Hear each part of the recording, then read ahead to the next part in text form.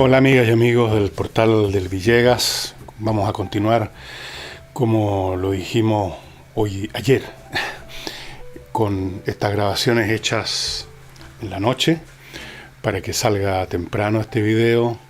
Y hay otras ventajas: las construcciones no están a mi alrededor haciendo ruido, mi romadizo crónico es muy menor en la noche, en la tarde que en la mañana, todo bien.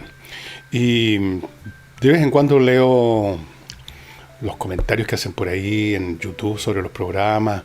La gente se fija en detalles de lo que hay aquí. Y alguien por ahí dijo que yo había cambiado el computador porque vieron uno distinto al que no suelo usar.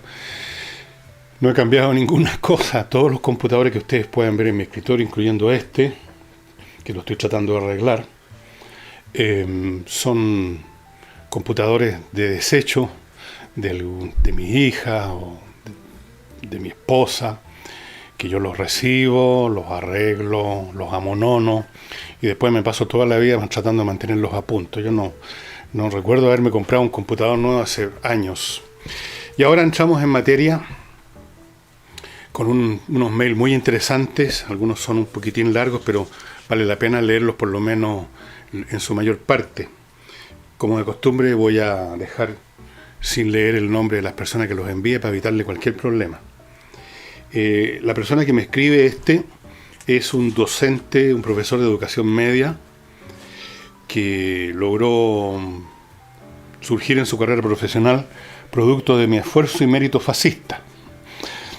Me desempeño en un cargo directivo en un colegio público del norte. Conozco las bases curriculares y sus actualizaciones, junto con los planes y programas de estudio de las asignaturas, en su mayoría. Leí y seguí con interés la propuesta del Ministerio en cuanto a eliminar del plan común a historia para tercero y cuarto medio. Hubieron algunos puntos que fueron de mi atención, los cuales analicé antes de formar mi propia opinión, lo cual me ganó el odio entre colegas en redes sociales. Esto de analizar las cosas antes de hablar es un pecado mortal, como ustedes saben. Entonces, aquí me hace una serie de puntos el profesor. Dice: durante el 2016 se comenzó a implementar nuevas bases curriculares para séptimo básico hasta segundo medio en cada una de las asignaturas. Lo que se hizo fue un currículum que abordara todos los objetivos de aprendizaje en esos años. Es así como los estudiantes segundo medio a fin de año ven, ya que no digamos que aprenden, lo que se estudiaba en el plan antiguo hasta cuarto medio, previo a las nuevas bases curriculares. No faltaron los profesionales, aquí lo pone entre comillas, que acusaron al gobierno de querer sumir en la ignorancia al país.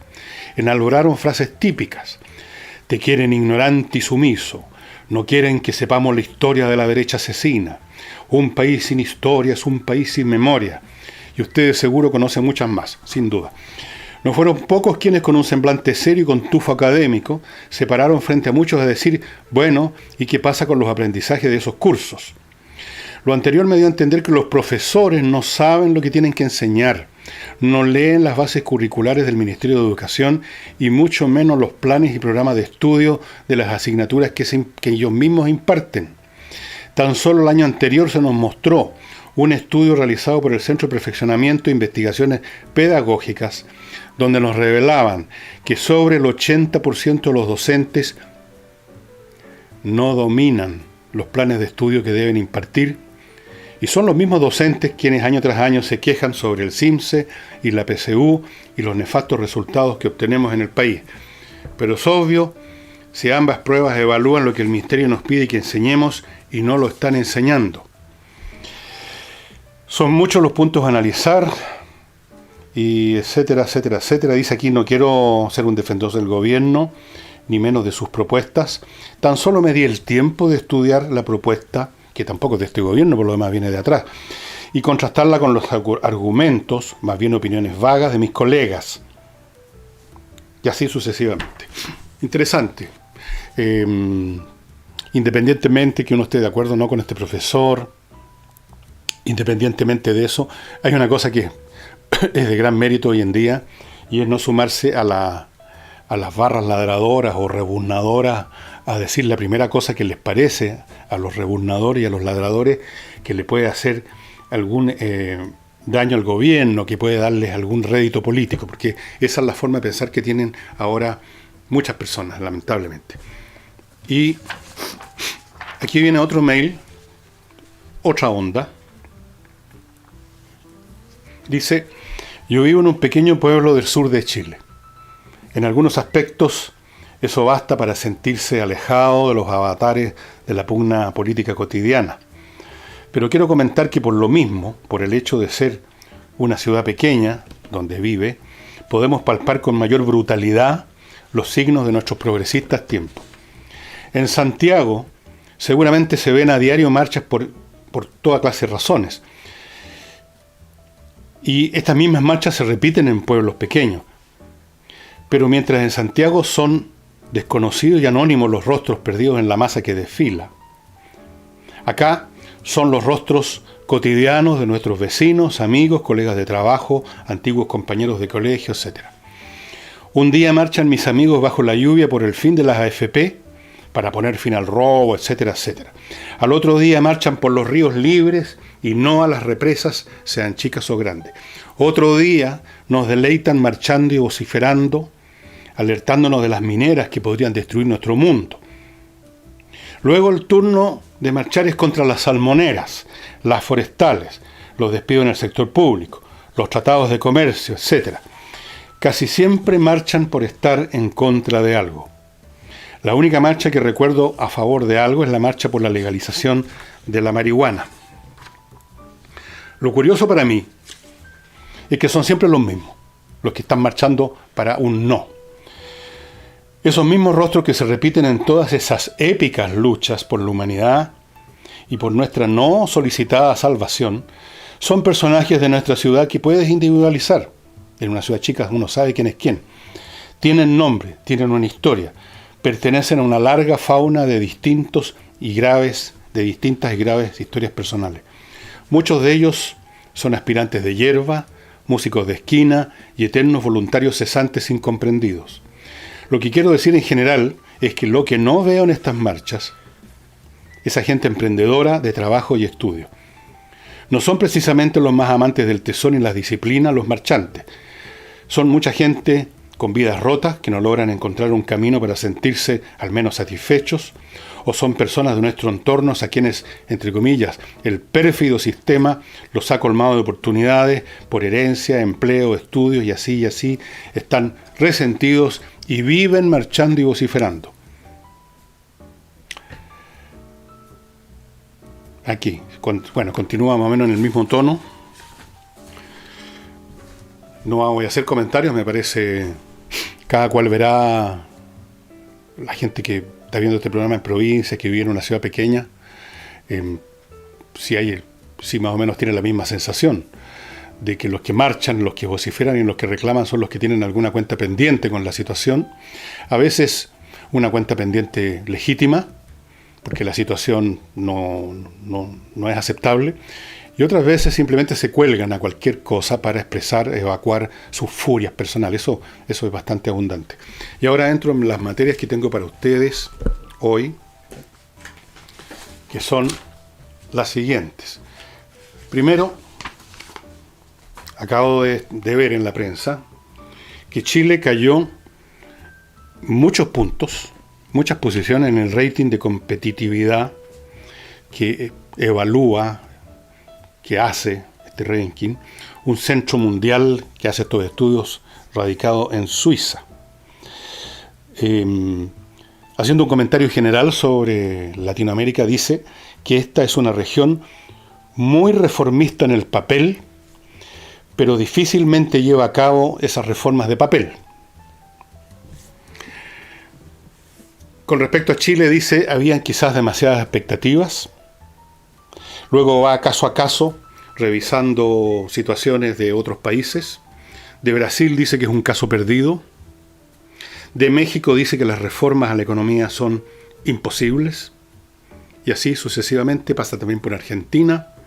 Y luego pone en contraste al país que está en el tope de la tabla de competitividad, que es este país en miniatura, Singapur, esta ciudad-estado prácticamente, que está en el primer lugar, gracias, dicen, a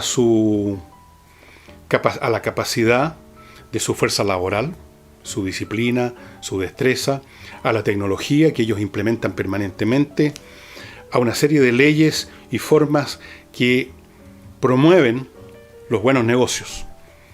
Cosa que, por ejemplo, en Chile no ocurre. Cuando se quiere denostar a un gobierno, un partido, al Estado, se habla de que están solo preocupados del lucro, hacer negocio. O sea, es un pecado. Esto de hacer negocio es un pecado. Esto de promover los negocios, peor todavía, pecado mortal. Ahora, la pregunta que se hace uno, ¿por qué Latinoamérica es así? Porque efectivamente son países que están siempre ahí dándose vuelta más o menos en la misma situación. Ese es un tema como para estudiarlo a fondo, y naturalmente hay toda clase de teoría. Las teorías marxistas de la época en que yo estaba en la universidad estaba de moda la teoría del desarrollo del subdesarrollo. Buena la frase, ¿eh? En el sentido de que éramos víctimas, por supuesto, del imperialismo, que nos obligaba a seguir un camino de desarrollo que en realidad nos conducía a la dependencia. También se llama la teoría de la dependencia. Esa es una teoría. Hay otras teorías. El hecho es que, por un montón de razones que tendría que escribirse otro tratado más para estudiarla, estamos, los países latinoamericanos, entrampados en una madeja de circunstancias culturales, institucionales y sociales que producen muchos efectos. Dificultan la cooperación entre los distintos grupos, estamentos, clases, etc. Todo lo contrario, está generando siempre conflicto. Este es un mundo conflictivo, de conflicto, de guerra perpetua, que se expresa a todo nivel. No promueve la innovación, por lo que ya vamos a ver de inmediato. Y promueve el conflicto. Entonces, lo que aquí anoté, me parece a mí que más o menos corresponde, todas estas circunstancias, que no puedo entrar a detallar el por qué se dan a su vez, tienen un resultado bastante claro. Llevan a un estado de cosas en el cual el propósito central de la sociedad en su conjunto y de los grupos componentes no es el avanzar, el crecer, el desarrollarse, haciendo el máximo uso de los recursos humanos y materiales que existen, los talentos, instigando más competencia para precisamente obligar, por medio de la competencia, a que cada cual, cada grupo, persona, profesional, haga el máximo esfuerzo y saque lo mejor de sí. Y esto en un ámbito de libertades, para que esa competencia y esa búsqueda, cada cual de su maximización de beneficio a través del uso de sus recursos, funcione. Sociedades que apuntan entonces a crecer, y todo se organiza directo e indirectamente para ese objetivo. En Latinoamérica observamos exactamente lo contrario. Son sociedades que en su constitución global, institucional, legal y peor todavía cultural, mental del ciudadano promedio, apuntan no a crecer, sino a que regular el conflicto, a tratar de que los distintos elementos de esta sociedad preserven los precarios territorios que han conseguido históricamente en esta historia de conflicto. Entonces cada cual defiende lo suyo, y eso significa privilegiar el que no haya cambios, porque el cambio puede significar que ese territorio que hemos logrado conquistar se desmorone. Y le pongo dos ejemplos muy simples. En el sector empresarial se ve notoriamente un afán de preservar los privilegios monopólicos que puedan tener, o las posiciones hegemónicas de mercado, o las disposiciones legales que en algún momento ellos lograron que el Estado promulgara para favorecerlos. Y si no pueden hacerlo en forma legal, entrando a colaborar con sus propios competidores, lo que llaman aquí las colusiones. Todos estos distintos elementos tienden a preservar un estado de cosas conseguido, beneficioso, y que no queremos cambiarlo, y por lo tanto ni un solo paso para ninguna parte, porque se puede desmoronar todo. Y por otro lado tenemos el lenguaje que escuchamos en los sectores laborales, donde, y por algo viene esta frase típica, las conquistas laborales, donde también lo principal no es buscar mejoras en la situación laboral en el sentido de permitir un progreso, permitir que los mejores, que los más competentes crezcan como personas y como trabajadores. Aquí lo que interesa es preservar las conquistas, preservar los espacios que se han logrado, aunque sean mínimos, preservar las disposiciones legales, preservar las instituciones. Cada grupo en esta historia de conflicto perpetuo busca preservar lo que ha conseguido en el equilibrio precario en que terminan siempre los conflictos, porque los conflictos llega un momento en que se produce una especie de tregua, una especie de acuerdo momentáneo, un armisticio. Entonces las partes sostienen sus privilegios, aunque sean minúsculos, hasta la próxima ocasión en que se rompan estos esquemas y haya el conflicto otra vez, adquiera una enorme fuerza, como lo vemos en Latinoamérica todo el tiempo, la guerra de clases perpetua. Cada grupo se aferra a su territorio, aunque sea un territorio miserable, mínimo. Uno lo ve hasta en las disputas entre los vendedores ambulantes, que se apropian de un pedazo de calle, o los que estacionan automóvil, que se apropian de un estacionamiento. Y ese mínimo y miserable y minúsculo y microscópico privilegio luchan para mantenerlo como sea. Es lo que han conseguido en esta lucha de todos contra todos, en esta ley de la selva.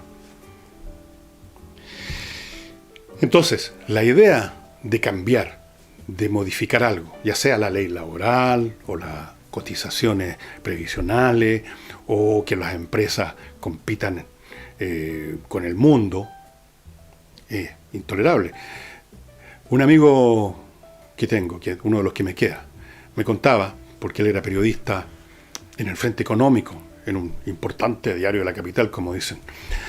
Era periodista del Mercurio, del área económica, y le tocó ir a muchísimas entrevistas o conferencias o ruedas de prensa que daban líderes del sector empresarial cuando empezó en el régimen de Pinochet a determinarse que se iba a seguir una economía de libre mercado hacia todo el mundo. Y era una queja tras otra de todos esos empresarios, de toda esa casta empresarial que a lo largo de los años de la llamada sustitución de importaciones, los gobiernos radicales, el gobierno Alessandri, todos esos gobiernos previos, habían conseguido situaciones monopólicas, ventajas especiales, cosas como por ejemplo que permitían armar citronetas en Narica, toda una serie de situaciones artificiales, desde luego basadas, entre otras cosas, en que no se podía importar a diestro y siniestro ninguna cosa, literalmente. Era una industria, un desarrollo empresarial protegido, atrincherado en monopolio, en disposiciones legales. Y entonces se subían por las paredes, literalmente, me cuenta este amigo. Él fue a reuniones de la SOFOFA, de todas las instituciones empresariales. Todos los más grandes empresarios de la época, Orlando Sáenz y otros, Sáez, no me acuerdo los nombres de esa gente, estamos hablando hace 40, 50 años atrás, poco menos. Todos estaban en oposición a estos cambios porque veían que se estaban poniendo en peligro los territorios que habían logrado conquistar. Entonces, cuando estos suizos dicen que en Latinoamérica se habla mucho de cambio, pero no se hacen muchos cambios, están apuntando a precisamente lo que ocurre acá. Todos pueden percibir que algunos cambios son necesarios y por lo tanto se habla de ellos y se llevan al papel. Les pongo un solo ejemplo. ¿Desde cuándo está usted escuchando esto de que es preciso modernizar el Estado? ¿Y cuándo se ha modernizado? ¿Cuándo ha podido hacerse lo que es necesario? Cuando aquí tenemos un grupo de gente que tiene un territorio, funcionarios públicos que tienen capacidad de voto y que consiguieron en algún momento la inamovilidad en los cargos. Consiguieron también su territorio atrincherado legal e institucionalmente. Vaya usted a luchar contra eso. Vaya usted a luchar contra las empresas que han logrado también atrincherarse en sus monopolios legales o de facto. Vaya usted a decirle a la gente que vive en el mundo gremial y sindical que es preciso reformar todo el sistema laboral porque francamente está anticuado y francamente pone un freno al desarrollo no solo del país sino que de los propios trabajadores. Vaya usted a decirles eso. Aunque no tengan claro cómo, tienen miedo y sospechan que van a perder esos privilegios, grandes, pequeños o medianos que puedan tener. Y esto es lo mismo que pasa en Argentina a todo nivel. En Argentina es capaz que elijan de nuevo a la señora Fernández, porque la clase media argentina se acostumbró durante, no sé, desde los años 40 o 50, a vivir con toda clase de privilegios, de donativos en el fondo del Estado argentino, que era capaz de disponer de muchos recursos, porque era mucho menor esa clase media a la cual había que atender, y los recursos que tenían por las exportaciones de carne y otros elementos eran suficientes para eso. Pero esas políticas, por supuesto, de comprar clientelas sociales, clientelas electorales, clientelas en distintos estratos, tiene un límite en la capacidad del Estado para seguir obteniendo recursos para hacerlo. Y todos se dan cuenta de eso. Macri se da cuenta de eso. Cualquier economista con dos dedos de frente argentino se da cuenta de eso. Que no se puede seguir regalando el gas, no se puede seguir teniendo una burocracia infinita, no solo del Estado central, sino que cada uno de los estados, recordemos que Argentina es una república federal. Todo el mundo lo sabe, todo el mundo lo entiende. Y por eso incluso muchas personas votaron por Macri, pero cuando llegue el momento de que esas palabras, que esas promesas, que esos discursos se conviertan en realidad, empiezan de inmediato la resistencia, porque te están tocando esos intereses, aunque sea minúsculos, ese beneficio que tenías de calefaccionarte prendiendo el horno de tu cocina y no pagar la cuenta como correspondía. Entonces, esa es la trampa institucional, cultural, legal, mental en que se encuentra Latinoamérica. ¿Y por qué? Por el origen de nuestras naciones. Pero eso ya sería otra historia y yo no estoy aquí para meterme en esas profundidades por ahora. A lo mejor algún sábado lo hago, porque todas estas cosas tienen un origen. El origen determina muchas cosas para el futuro, como que queda impreso el ADN de una sociedad. Cómo partió esa sociedad, con qué clase de instituciones, con qué clase de normas, con qué clase de valores.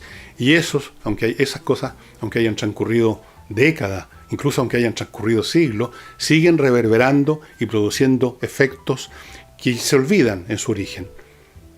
A uno le parece que son cosas del presente nada más, pero vienen de muy atrás. Así es que sí, nuestras capacidades de reformar nuestros sistemas sociales, culturales e institucionales en Latinoamérica es muy reducido porque cada cual en esta historia de conflictos, de guerra de todos contra todos, cada cual preserva o trata de preservar el pequeño territorio que logró conquistar en estas luchas sociales, como las llaman. Luchas sociales, por algo se habla de lucha social en América Latina. En otros países del mundo no se usa ese lenguaje, no se habla de las luchas sociales, no se identifica la historia del país con las luchas sociales. Acá sí, y se identifica con razón, porque debido al origen de nuestras sociedades, efectivamente han habido desde el principio luchas. Para decirlo en pocas palabras y para nombrar solo un elemento, estas sociedades partieron como sociedades de explotación, una casta de soldadotes de España imponiéndose sobre una masa aborigen a la que convierten en peones de la tierra o literalmente esclavos. Esa historia inicial marca todo lo que viene para adelante.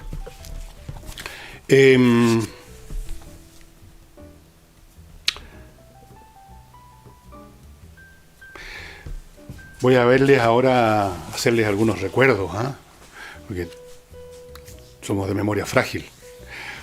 Si usted quiere vender pronto, ahora ojalá, en vez de estar esperando a Godot, como en esa obra de teatro, que no llegó nunca. Si usted quiere vender su propiedad, póngase en manos de Hey. Déjese de payasada, esto de poner anuncios en el diario, incluso en la internet, está bien, pero no funciona bien.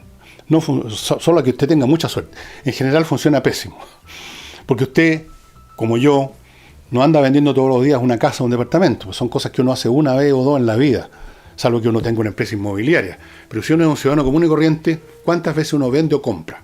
Una vez, dos veces. Entonces uno no tiene expertise. Póngase en manos de Hey. Él sabe vender, es decir, sabe ponerle el precio a su propiedad, sabe interesar a los interesados, sabe finiquitar la operación, que es un arte complicado. Finiquitar una operación de venta no es fácil. Hey lo está haciendo desde hace alrededor de 20 años. Él empezó de joven en este negocio y sigue en eso, y le gusta mucho, y lo hace bien. Y si usted quiere arrendar bien, póngase también en manos de Hey para que no vaya a ser defraudado por un mal arrendatario. Y si usted arrienda muchas propiedades, o sea, es un rentista, pero ya está hasta aquí con los temas y con los problemas que generan los arrendatarios, póngase en manos de Hey. Lo mejor, Ahí están los datos, ahí está el teléfono, ahí está la dirección mail. ¿Quién más espera, hombre, por Dios? Que lo lleve de la mano. Y tampoco los voy a llevar de la mano donde Salinas y Ojeda, el buffet que se dedica a asuntos civiles solamente. La especialización es el padre del éxito. La madre es la perseverancia y la acumulación de conocimiento. Salinas y Ojeda se dedican y se especializan en casos civiles, por ejemplo, temas de familia. No se meten en asuntos penales, no se meten en asuntos laborales, solamente en asuntos civiles. Llevan tiempo en esto, son expertos en esto, tienen una muy elevada tasa de éxitos. Esos son los abogados que a usted le conviene. Si usted tiene un problema que lo van a llevar a la corte por un divorcio, por una herencia, por un contrato, temas civiles, póngase en manos de Salinas y Ojeda. Ahí están los datos.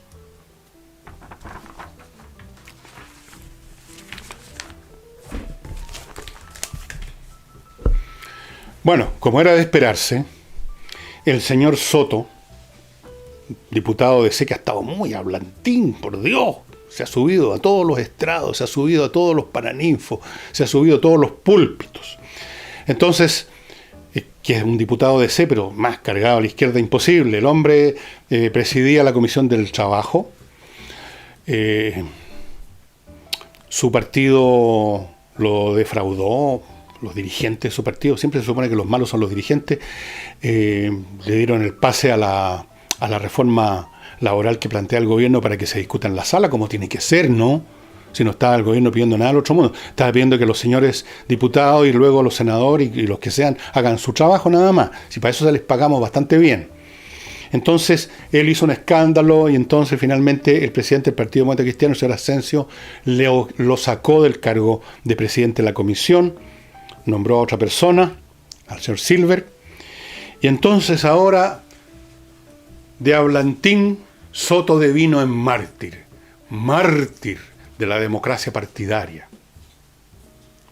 Y le está pidiendo al partido que revierta su decisión, todo por él, que revierta su decisión, porque es poco democrático, y por supuesto, ¿quién le aviva la cueca? El Frente Amplio y el Partido Comunista. Y él dice que también lo apoyan las bases. Bueno, pero eso cuesta. Cualquiera puede decir que me apoyan las bases. Hizo una encuesta al señor Soto, así recorrió todo el país, preguntándole a todos los demócratas cristianos, o por lo menos hizo un muestreo importante para saber que lo apoyan las bases, o simplemente cree que lo apoyan las bases porque lo llamaron 10 gallos por teléfono. Por supuesto que debe tener gente que lo apoya. Esto me recuerda, la gente se hace unas ilusiones con esto de los apoyos por teléfono. Había un candidato a rector de la Universidad de Chile en los años 60, un tipo que no tenía ni una posibilidad de salir elegido. Era representante de una agrupación política muy extrema en ese momento. Creo que eran los espartaquistas, o sea, un ala extrema de los extremistas. Pero un día organizó una once en su casa para los partidarios y se llenó la casa, por supuesto, uno llena una casa con 20 personas y estaba convencido que iba a ganar. Bueno, aquí el señor Soto recibió a lo mejor 10 telefonazos y ya está convencido que lo apoyan las bases. Fuera de esto, predicó. El mártir sacó la voz y dijo que Asensio estaría cometiendo un error político tremendo, hombre, por Dios. No especificó en qué consiste el error político tremendo. O sea, si acaso el error político tremendo consiste simplemente en sacar a una persona de una comisión para poner otra, yo creo que se está valorando en exceso el señor Soto. No es tan grande su persona y tan importante como para que sacarlo o no sacarlo de un puesto sea un error tremendo. Tanta vanidad, Soto.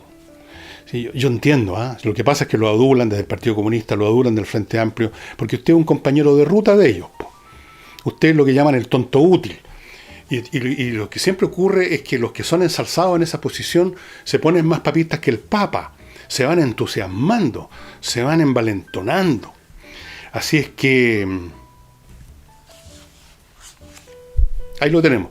Y la gente que lo apoya, estos vitoriadores que están ahí avivando la cueca de Soto y Ayay, dicen cosas como que que es importante, refiriéndose a la democracia cristiana, mantener la palabra.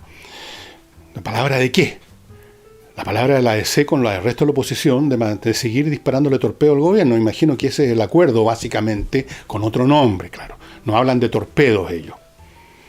Todo lo que proponga el gobierno tiene que ser torpedeado. Ese es el acuerdo, con el nombre que quieran ponerle. No se trata aquí de un acuerdo para salvar a la nación, para promover las mejores cosas. No, se trata de torpedear al gobierno. Y de repente en la ADC dijeron, no, examinemos los programas, los proyectos de acuerdo a su mérito y examinémoslos donde corresponde, en el piso, en la sala. Ahí están. Ahí para eso nos pagan hartos palos. Hartos palos. Y antes de continuar con esto, les quiero recordar, estimados amigos, que si usted es un empresario y ya se pegó el alcachofazo, que su administración contable y de auditoría anda como las tristes, y que toda la vida está arrastrando esa bolsa de piedra, es el momento de cambiar esa administración. Póngase en manos de Controller SPA, auditores de primer nivel que estuvieron trabajando 20 años en empresas internacionales de gran calado, que tienen el mejor software contable, adaptado por supuesto a las legislaciones y a las condiciones de Chile, pero más que nada tienen una experiencia enorme. Lo primero que ellos hacen cuando se ponen en contacto con usted es echarle una mirada sin ningún costo a cómo funciona una evaluación general, llamémosla así, su empresa en términos administrativos, y ya le van a dar algunos consejos. Ellos están disponibles para empresas grandes, pequeñas, medianas, de todos los calibres, incluso para emprendedores, gente que está empezando. Hay planes para cada uno de ellos. La atención es personalizada como boutique y le va a cambiar la vida en su empresa. Hágame caso, estimados amigos. Controller SPA. Esto me lo trajeron de Jerusalén, esta pieza de ajedrez. Bonita, ¿no? Si usted quiere comprar joyas, que es el mejor regalo que yo puedo imaginar, cómpralas en bowmec.com. Entre ahora mismo a mirarlas. Primero, son las más hermosas del mercado, porque han sido diseñadas, y el diseño fundamental para diferenciar una joya de otra, han sido diseñadas por orfebres de nivel superior, europeos, artistas en lo suyo. Ahí tiene una cosa, una muy buena razón y sería suficiente, pero hay otra más. 30% de descuento, estimadas amigas y amigos, en bowmec.com. Así que entre ahora mismo a bowmec.com, eche una mirada. Hay joyas de todos los tipos, en oro, en plata, en piedras preciosas, platería italiana, mexicana, de todo. bowmec.com. Y lo último que les voy a recordar antes de volver aquí a los temas que tengo es, estoy haciendo ejercicio con esto de levantar este tanque todas las veces, Lavo Club, una empresa formada por chilenos, por ingenieros chilenos, químicos chilenos, que produjeron un detergente para la ropa de calidad superior. No le cuesta más que los importados y lava tan bien o mejor. Y que se entrega en la primera compra de esta manera, en este tanque de 10 litros que le sirve para un montón de lavado y que usted no necesita reponer. De ahí en adelante, desde la primera compra, usted, aquí se va sacando, ¿no? Si toco el botón va a salir, así que no lo voy a tocar. Cuando se le termina o se le está terminando, usted llama a Lavo Club y le rellenan el tanque. ¿Cuál es la ventaja de esto? Primero, que usted no se tiene que estar acordando en la lista de compra de traer los famosos detergentes y pegarse al alcachofazo que no le queda detergente el día que ya tenía todo listo para lavar. Segundo, usted le hace un bien al medio ambiente. Se ahorran cientos de envases de plástico de otros tantos productos comprados en el supermercado. Usted tiene este envase para siempre en su casa. Le ahorra al medio ambiente muchos envases de plástico. Las cosas empiezan así. Uno ya no usa bolsas de plástico en la panadería, no usa bolsas de plástico en los supermercados, no usa envases de plástico para los detergentes, y así poco a poco se va generando un momentum que va a terminar por ir achicando esta industria de plástico que está por todos lados, como corresponde que ocurra, o por lo menos que se minimice. Así que usted colabora con eso, con Lavo Club. Y además es mucho más cómodo para usted. Así que no hay por dónde perderse, puros beneficios. Win-win, como dicen. Y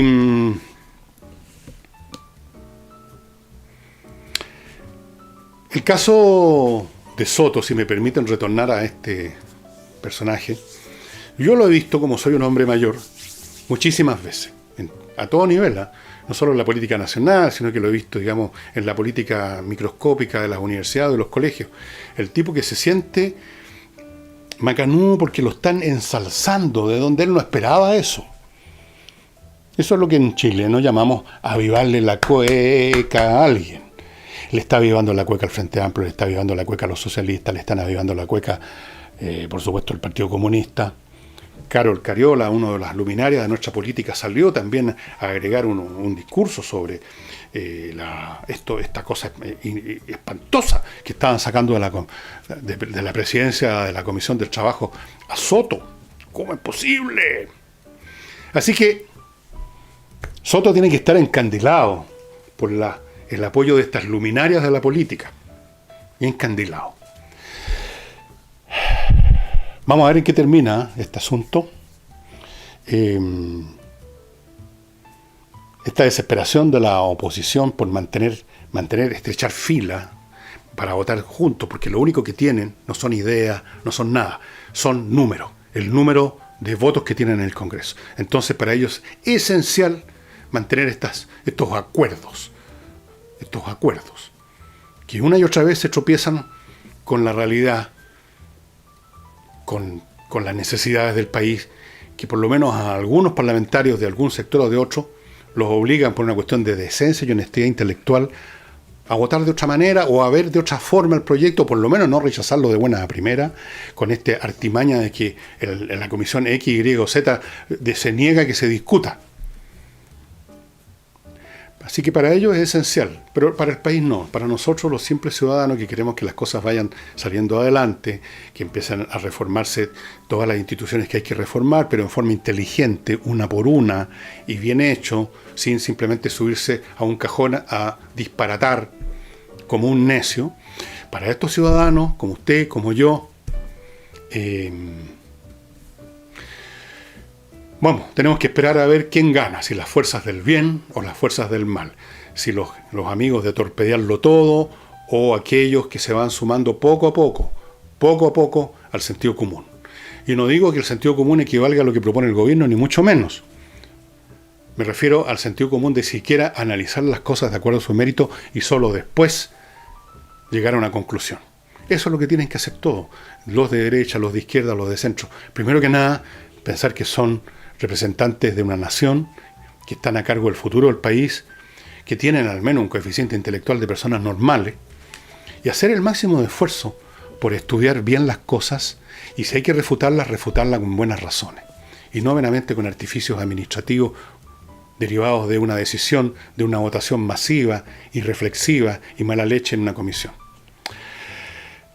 Soto, tenga cuidado con quienes lo aplauden tanto, porque son los mismos que el día de mañana, cuando ya no les sirva, lo van a empujar de la tarima donde lo pusieron ahora. Y muchas gracias a los que se han últimamente inscrito en Patreon. Recuerden que los que están en Patreon van a tener acceso no solamente a mi cariño y a mi agradecimiento, sino que a los cursos. No voy a llamar los cursos para que no me empiecen a pelear por eso. A las exposiciones que haremos sobre distintas materias, historia de Roma, la cultura griega. Alguien me decía que por favor explicara algunas cosas sobre física. No voy a meterme en esas materias porque no estoy en condición, en capacidad de hacerlo. Sería ridículo simplemente. Voy a tratar los temas que más o menos conozco. Y eso sería todo. Nos vemos el jueves.